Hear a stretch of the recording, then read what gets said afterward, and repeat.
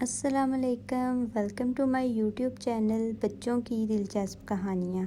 آج میں آپ کے لیے لے کے آئی ہوں ایک مزیدار کہانی، لیکن اس سے پہلے میرے چینل کو سبسکرائب کر لیں تاکہ آنے والی ہر نیو ویڈیو آپ تک پہنچ سکے۔ تو آج کی دلچسپ کہانی ہے خوابوں کی دنیا۔ اسمتا ایک چھوٹی بچی تھی جو خوابوں میں بہت خوشگوار تھی۔ وہ ہر شب سوتے وقت پریوں کی دنیا میں چلی جاتی اور وہاں سب سے باتیں کرتی، ملتی جلتی، گھومتی پھرتی۔ ایک رات اسمتا نے خواب دیکھا جس میں وہ ایک خوبصورت پری کے ساتھ ایک باغ میں گھوم رہی تھی اور اس پری کا نام نیلم تھا۔ اس کے بالوں میں چاندنی کی طرح چمک اور اس کے پر کتابوں کی طرح رنگین تھے۔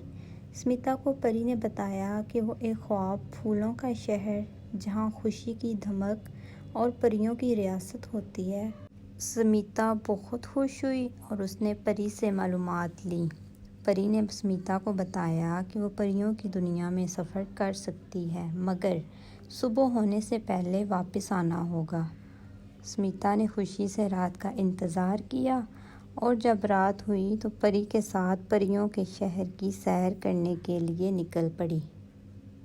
پریوں کے شہر میں اسمتا کی حیرت اور خوشی کی کوئی انتہا نہ رہی۔ وہاں ہر جگہ رنگین پھولوں کی بہار اور پریوں کی ہنسی میں خوشگوار سمیتی تھی۔ اسمتا پریوں کے شہر کے راجے اور رانیوں سے ملاقاتیں کرتی اور ان کے بادشاہی محلوں کی دیکھ بھال کرتی۔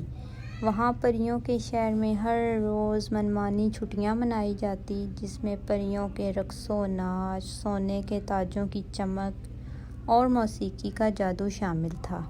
اسمتا نے اپنی پری دوستوں کے ساتھ مل کر رقص کیا اور ان کے ساتھ حکومتی خواندے گائے۔ لیکن جب صبح کی روشنی نکل آئی، اسمتا کو اپنے گاؤں واپس لوٹنا ہوا تو وہ پریشان ہو کر رونے لگی۔ پری نے اس کو سمجھایا کہ یہ صرف ابھی خواب نہیں بلکہ ایک خاص تجربہ تھا جو اس کو زندگی بھر یاد رکھنا چاہیے۔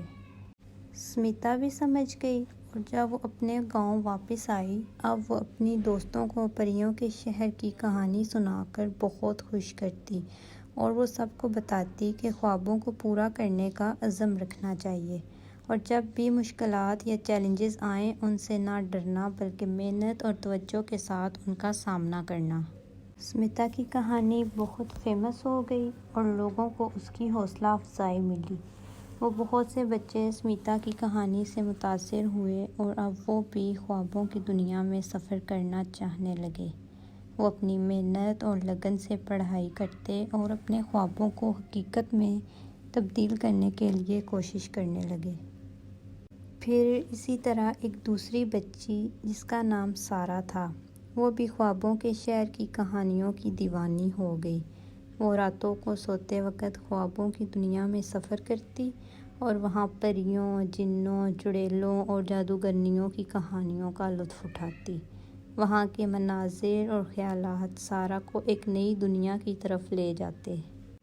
پھر ایک دن سارہ کا دلی خواب بھی پورا ہوا۔ وہ پریوں کے شہر میں پہنچ گئی جہاں وہ ایک خوبصورت پری سے ملی۔ اس کا نام نورا تھا۔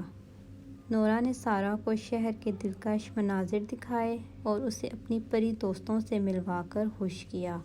سارہ بہت خوشی سے رقص کیا اور پریوں کے گیت سنے۔ مگر جب سورج کی روشنی نے سارہ کو جگا دیا تو اسے واپس گاؤں لوٹنا پڑا۔ سارہ بھی رونے لگی تو نورا نے اس کو سمجھایا کہ یہ سفر ایک خاص تجربہ تھا۔ اس نے کہا کہ خوابوں کو پورا کرنا اور خوابوں کی دنیا کو حقیقت بنانا ہمیشہ کے لیے مشق کا باعث بنے۔ سارہ نے اپنے گاؤں واپس آتے ہی دیکھا کہ وہاں بھی بہت سے بچے اب خوابوں کی دنیا میں سفر کرنا چاہتے ہیں۔ اب وہ سارہ کی کہانیوں سے مزید متاثر ہوئے اور ان کی توجہ خوابوں کو پورا کرنے کی طرف ہو گئی۔ سارہ اب بھی خوابوں کو حقیقت بنانے کے لیے لوگوں کو محنت اور حوصلہ دینے کا کام کرتی تاکہ وہ بھی اپنے خوابوں کو حقیقت بنا سکیں۔ اس کہانی کا ایک مورل یہ ہو سکتا ہے کہ خوابوں کو پورا کرنے کے لیے محنت اور لگن کا استعمال ضروری ہے۔ یہ ہمیں یاد دلاتی ہے کہ ہمیں اپنے خوابوں کو حقیقت بنانے کے لیے محنت کرنی ہوتی ہے اور نہ صرف خواب دیکھنے کا انتظار کرنا۔ اگر ہم محنت کریں گے تو ہمیں مشکلات اور چیلنجز کا سامنا کرنا پڑے گا، لیکن ہمیں ہمارے خوابوں کو حقیقت میں تبدیل کرنے کی قوت ملے گی۔ اور یہ کہانی ہمیں یہ بھی سکھاتی ہے کہ زندگی میں خوشی اور خوابوں کو پورا کرنے کے لیے خوابوں کی دنیا سے متاثر ہونا بھی ضروری ہے۔